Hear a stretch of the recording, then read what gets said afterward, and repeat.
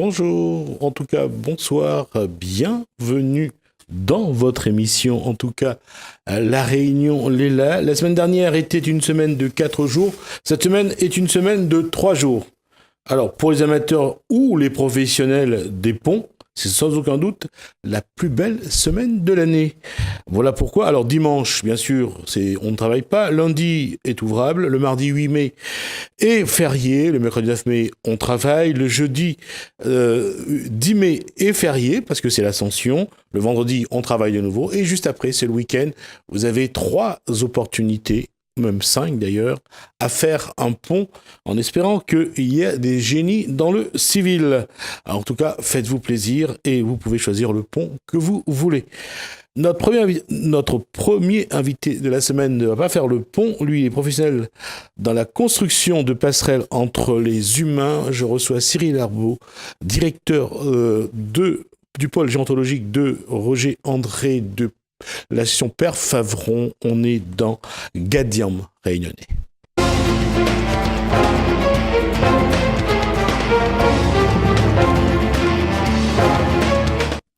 Cyril Arbeau, bonsoir. Bonsoir, merci pour l'invitation. Écoutez, j'espère que vous avez trouvé le chemin assez facilement. Alors, la question, c'est d'abord, Père Favron a fêté ses 20 ans, je crois. Non, 70 ans. 60, comme quoi, j'ai rajeuni le Père Favron. Hein. Il serait content. Oui, c'était il y a quelques C'était l'année dernière, les 70 ans de la Fondation. Et il y a quelques semaines, nous avons fait une conférence sur l'humanitude au musée Stella Matutina à Saint-Leu. D'accord, donc je me suis trompé, c'était bien comme quoi Guy Leblond ne me donne pas toujours la bonne information. Moi, je pensais que c'était l'anniversaire, c'était il y a quelques semaines. Non, c'est une conférence. Non. D'abord, c'est qui Père Favron ? Père Favron, c'est un monsieur, donc c'est un prêtre qui, dans les années 70, s'est occupé donc de récupérer des fonds pour œuvrer, pour faire une création charitable envers les personnes désœuvrées et les personnes âgées, les personnes handicapées. Parce que c'est devenu un mot commun, tout le monde dit, mais peu de gens savent, et y compris moi d'ailleurs, qui était le Père Favron. Quoi. Oui. Là, cette fondation, aujourd'hui, elle fait quoi ? Comment elle fonctionne ? En fait, la fondation, c'est plusieurs pôles. C'est un pôle handicap et dépendance, c'est un pôle handicap et insertion, c'est des pôles personnes âgées, des pôles gérontologiques, comme on les appelle aujourd'hui, donc qui œuvrent pour et prennent en charge donc, plusieurs publics d'usagers, plusieurs bénéficiaires, dans le cadre du champ médico-social. D'accord. On est sur, aujourd'hui, combien de 4 pôles. 4 structures. 4 structures, non, environ une quarantaine de structures et de services pour les personnes handicapées et âgées. Ah, ça fait quand même beaucoup de monde qui travaille au sein de la Fondation. Pas loin de 3000 bénéficiaires. Je parlais de personnes employées au sein de la Fondation. Alors, environ 1600. Ah, quand même, c'est énorme. C'est une grande dimension, grande fondation. Alors, on va parler de votre pôle gérontologique, parce que le mot m'a toujours surpris d'ailleurs. Gérontologique, ça vient de gériatrique. Donc c'est tout ce qui est dans le champ de la personne âgée. Donc le pôle gérontologique Roger André donc est composé de 3 EHPAD, donc des établissements d'hébergement pour personnes âgées dépendantes, un service également, donc une plateforme de répit pour les aidants, et 2 accueils de jour pour les personnes démentes atteintes de la maladie d'Alzheimer. Donc tout ça, c'est sur le sud, entre l'entre-deux, la Ravine des Cabris et Saint-Pierre. D'accord.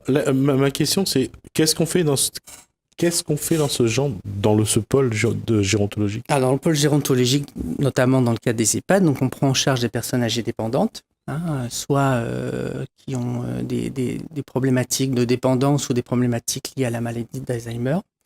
Dans les accueils de jour, on prend en charge des personnes qui sont, dans le cadre d'une journée, dans des activités thérapeutiques pour les personnes atteintes de la maladie d'Alzheimer. Et sur les plateformes de répit, donc c'est de l'accompagnement pour les aidants, à domicile ou dans nos structures. Donc c'est des ateliers de bien-être de répit pour les aidants, ce qui est indispensable quand on prend en charge une personne âgée à domicile. Comment aujourd'hui sont mis en place les protocoles, comment sont mis en place les procédures pour prendre en charge justement les personnes âgées en perte d'autonomie ou dans une réelle dépendance ? C'est bien là, justement, notre objectif, c'est de retravailler sur une dimension, on va dire, sur une approche différente dans le cadre de nos EHPAD, des établissements d'accueil, d'hébergement pour personnes âgées dépendantes. C'est revoir la manière de travailler, c'est revoir l'approche, c'est essayer de travailler sur des projets, un projet d'établissement un petit peu innovant qui s'appelle l'Humanitude, où on essaye justement de mettre en lien les histoires de vie de la personne, notre organisation, nos valeurs, mettre tout ça un petit peu en harmonie et retravailler sur une approche bienveillante autour des personnes âgées. Il y a quelques semaines, il y a eu une conférence à l'Université de La Réunion, Bien vieillir. Aujourd'hui, c'est quoi bien vieillir, quel que soit l'endroit où on se trouve? Bien vieillir, c'est surtout, c'est beaucoup de prévention. Maintenant, on rentre dans nos établissements, je veux dire, de plus en plus tardivement. Dans les années 70-80, c'était la fin de l'ère des hospices. Ensuite, on a évolué vers les maisons de retraite. Aujourd'hui, on est dans des EHPAD. Donc on a passé le lien, on a passé le pont avec la médicalisation. Et donc, on rentre maintenant dans des sphères de plus en plus médicalisées. Si on fait d'un point de vue purement sociologique, on est passé des hospices, on va dire c'est là qu'on mettait les gens dont personne n'en voulait plus, Oui. on ne s'occupait pas vraiment, une forme de mouroir quelque part. On est passé aux maisons de retraite. Là, on a essayé de se dire que nos personnes âgées méritaient un peu plus de respect sur leur fin de vie. Et quelque part, on a fait de l'occupationnel. Aujourd'hui, on est vraiment dans le médical, surtout avec les EHPAD. Le changement est lié aussi aux politiques publiques où on veut absolument maintenir à domicile les personnes âgées. C'est pas pour critiquer. Je crois qu'il y a beaucoup de personnes âgées qui sont très bien chez elles. Mais la problématique du maintien à domicile, c'est que il y a des limites. Quand la personne, par exemple, est atteinte de la maladie d'Alzheimer, ça devient très difficile de maintenir à domicile des personnes démentes, déambulantes dans un appartement ou dans des cases. Ouais. Donc, on accueille maintenant dans les établissements, si ce n'est pas des problématiques liées à la maladie d'Alzheimer, ce sont des personnes très dépendantes, très dégradées. Donc, on a maintenu le plus longtemps possible à domicile et on rentre dans l'institution quand c'est plus possible. Et finalement, cette médicalisation et ce changement fait que nos établissements deviennent maintenant vraiment des lieux de fin de vie. Et c'est là où il faut absolument que nous, on travaille sur une autre approche, où ce ne soit pas des lieux de fin de vie, mais des lieux de vie à part entière. Lieu de vie, lieu de fin de vie, on parle aussi de... Pour certaines personnes, à un moment donné, on voit, surtout pour les aidants qui s'occupent des personnes à domicile, à un moment donné, et souvent les aidants sont des proches de ces personnes en perte d'autonomie, parfois dans une grande dépendance ou atteinte d'Alzheimer, on voit la souffrance. Souvent, l'aidant meurt avant la personne oui, c'est vrai. Dont il s'occupe. C'est vrai, il y en a beaucoup qui partent avant, de fatigue, d'épuisement. Il y a telle souffrance que c'est incroyable. C'est pour ça que le domicile a une particularité pour que les personnes soient dans leur... C'est un bien-être d'être chez soi. Tout le monde préfère vivre et mourir chez soi, entouré de ses biens, de sa famille. Mais la problématique, c'est que justement, quand les personnes deviennent très dépendantes, il y a beaucoup de prise en charge et l'aidant ne peut pas tout faire. D'une part, il y a ça, et donc le maintien à domicile a ses limites, l'aidant a ses limites. Aujourd'hui, comment trouver un juste milieu entre le maintien à domicile avec ses limites et l'EHPAD qui souvent c'est 2 000 € par mois voire en plus. Moyenne, voire plus. Et comment trouver? Parce que quand on sait les retraites aujourd'hui... Eh bien, c'est bien là le débat, justement. C'est qu'aujourd'hui, je pense que tout le monde s'attelle à trouver des solutions palliatives à ces accueils en établissement d'hébergement pour personnes âgées dépendantes, les EHPAD. Les EHPAD, c'est un modèle qui est, je le crois, lui aussi en fin de vie. Parce que maintenant, je pense que les seniors, le public a d'autres attentes, d'autres besoins. On le voit, les seniors aujourd'hui sont prêts à plus facilement à quitter leur maison, à intégrer des structures plus adaptées à leur vie, oui. À leur âge, à leur mobilité. On le voit, c'est vraiment des choix. Et d'ailleurs, on voit aussi les promoteurs immobiliers se lancer dans sur ce marché. Faire des maisons, faire des appartements pour les seniors, donc une vie, j'allais dire des habitations collectives, pour que ces personnes aient des espaces plus réduits, plus fonctionnels et surtout je dirais, où ils sont heureux et ils continuent à vivre. Tout à fait. Je pense que, si vous voulez, les EHPAD, c'est une émanation des hospices des années 60-70. Ce schéma, ce mode de prise en charge a ses limites également.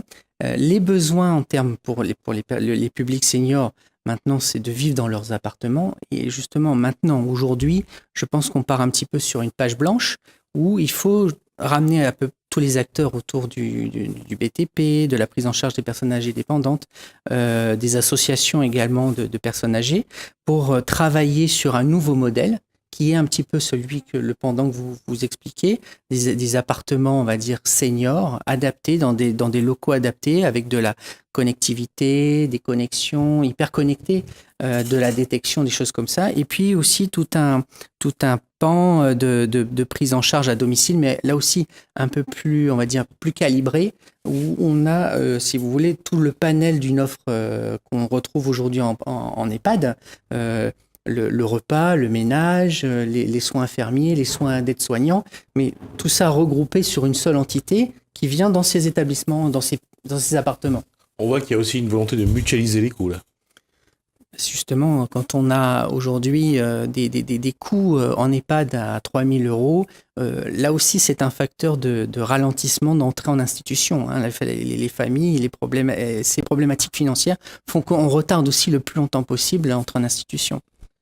Et justement, aujourd'hui, construire des appartements adaptés à un public, je dirais, d'ailleurs c'est pour ça qu'on appelle aussi les personnes âgées aujourd'hui la silver economy, l'or gris. La question aujourd'hui, comment faire en sorte que ça, parce que ça va être sélectif, il y a ceux qui peuvent payer, il y a ceux qui ne peuvent pas, et parfois ces logements adaptés aux personnes âgées ont un prix, ont un coût, et tout le monde ne peut pas se permettre. Les opérateurs de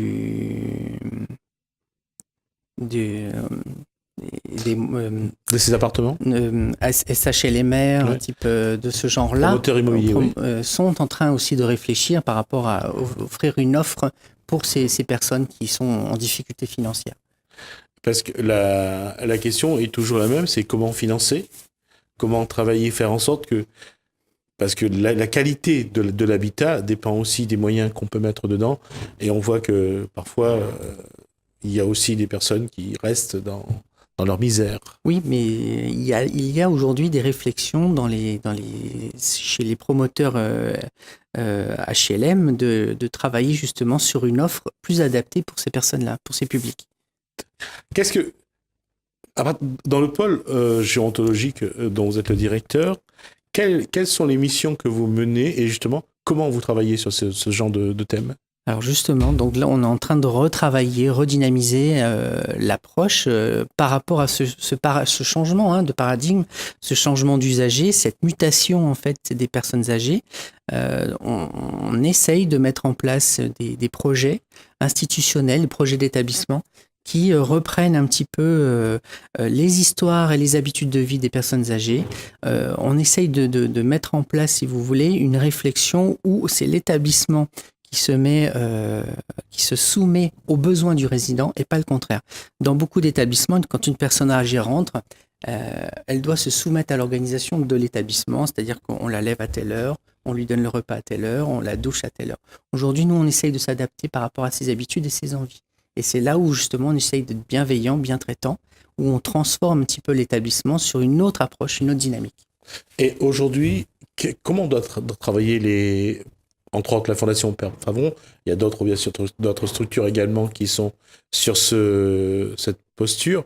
Comment travailler dans la perspective de 2030, je crois, on annonce pour 2030 225 000 personnes âgées à La Réunion.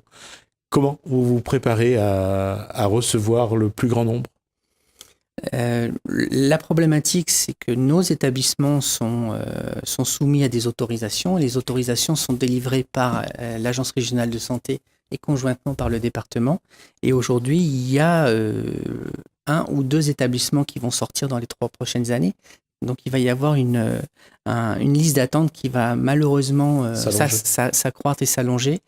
Donc nous répondons, si vous voulez, par rapport à la demande des institutions, des financeurs, mais c'est vrai qu'il y a un réel besoin d'établissement. En restant dans la démarche dont vous parlez, comment les personnes âgées, dépendantes ou pas, peuvent bien préparer leur retraite, bien préparer cet après, en disant que voilà, on a mis soit de l'argent de côté, soit on a une petite maison.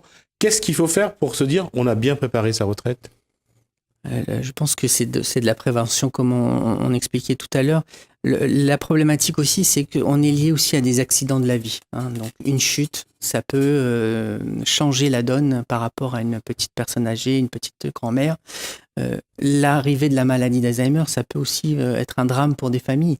Donc beaucoup d'aidants ne sont pas préparés justement à cette. Il y a beaucoup de familles surtout qui ne sont pas préparées. Beaucoup de familles ne sont pas préparées. Avant que de se rendre compte que la personne souffre de la maladie d'Alzheimer, il faut du temps. Parfois, il faut accepter.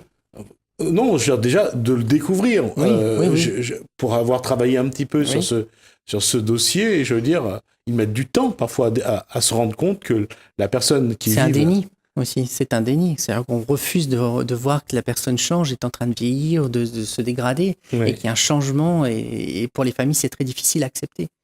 Et justement, là aussi, on a l'impression qu'il y a toute une préparation à mettre en place, aussi bien dans de reconnaître les symptômes de la maladie d'Alzheimer, de pouvoir détecter les éléments qui font qu'on va peut-être se dire il y a peut-être un problème, il faut qu'on aille voir un médecin. Il y a tout un protocole, je pense, qu'il faut aujourd'hui mettre en place. Et le paradoxe, c'est aussi de préparer les gens avant même de prévenir, avant de guérir. De la prévention, de l'information. Je pense que ça fait partie aussi des éléments le contexte qu'on doit revoir aujourd'hui par rapport à ce raz-de-marée de personnes atteintes de la maladie d'Alzheimer et le manque d'institutions en capacité d'accueillir ces gens-là. Et ça, est-ce qu'aujourd'hui, la population, le public, a conscience qu'il faut aujourd'hui préparer? Il y a un défaut d'information, c'est vrai. Il y a un défaut aussi de détection de ces personnes-là. Aujourd'hui, nous, ce qu'on essaye de faire, c'est de l'accueil de jour. Donc, ce sont des institutions, des locaux où on accueille sur une journée des personnes atteintes de la maladie d'Alzheimer. On s'occupe du transport. Elles viennent passer la journée dans l'établissement. On a une équipe qui s'occupe d'elles, avec des ateliers différents sur toute la journée. Donc ça peut être une solution palliative également aussi par rapport à ces familles qui sont dans la difficulté d'accueillir une personne dépendante et Alzheimer. Et je reviens à ce que je disais tout à l'heure, il faut beaucoup d'occupationnels en tout cas. Beaucoup d'occupationnels parce que ce sont des personnes qui déambulent toute la journée, donc il faut qu'on s'occupe d'elles. Et j'ai vu travailler, d'ailleurs, y compris sur la structure de Père Favron à Saint-Pierre, on voit les personnes qui vont chez les malades, comment mettre en place des petits jeux, comment mettre en place pour solliciter, non pas pour guérir, mais au moins pour ralentir un peu la progression de la maladie. On voit que parfois ça passe par beaucoup de temps, Il faut de la douceur.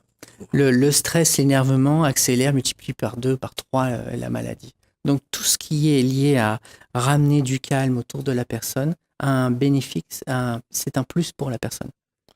D'accord. Alors, on va terminer là-dessus. Il va me rester 1 minute, je crois. La question, c'est, aujourd'hui, qu'est-ce qu'il faudrait faire pour que on soit tous, je dirais, pour avancer ensemble, pour travailler ensemble, aussi bien la famille que le corps médical, que tout ce qui est paramédical? Clairement, c'est que les politiques publiques prennent la mesure et la dimension de la problématique et qu'on ait des moyens à la hauteur pour pouvoir prendre en charge des personnes âgées dépendantes. Ça, c'est un grand problème. Vous avez vu, ça fait l'éclat dans l'actualité. Le système autour des personnes âgées dépendantes manque cruellement de moyens, et les équipes sont en difficulté par rapport à cette problématique. Merci. Cyril Arbeau, donc directeur du pôle gérontologique Roger André, donc du Père Favron, de la Fondation Père Favron, pour toutes ces informations. On aura l'occasion de se revoir. Je crois que c'est au mois de septembre, je crois, c'est la journée mondiale d'Alzheimer. Donc on aura l'occasion de revenir là-dessus et de voir un petit peu si on peut faire témoigner aussi les aidants voir un petit peu comment parler de leur souffrance. Je pense qu'on aura l'occasion d'y revenir. Merci à vous pour toutes ces informations. Et j'espère que malgré le début un peu laborieux, on a fini par se parler. On va juste faire un point sur le début de la semaine, puisque le moment est venu de prendre des connaissances des activités proposées dans les communes. Et l'occasion est peut-être aussi de continuer à éliminer les excès du surpoids. C'est dans Kosaïdi, dans votre commune.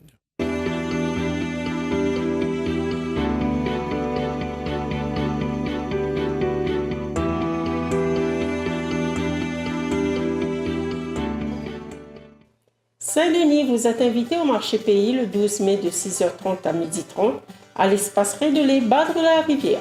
Venez nombreux découvrir les produits locaux du producteur au consommateur.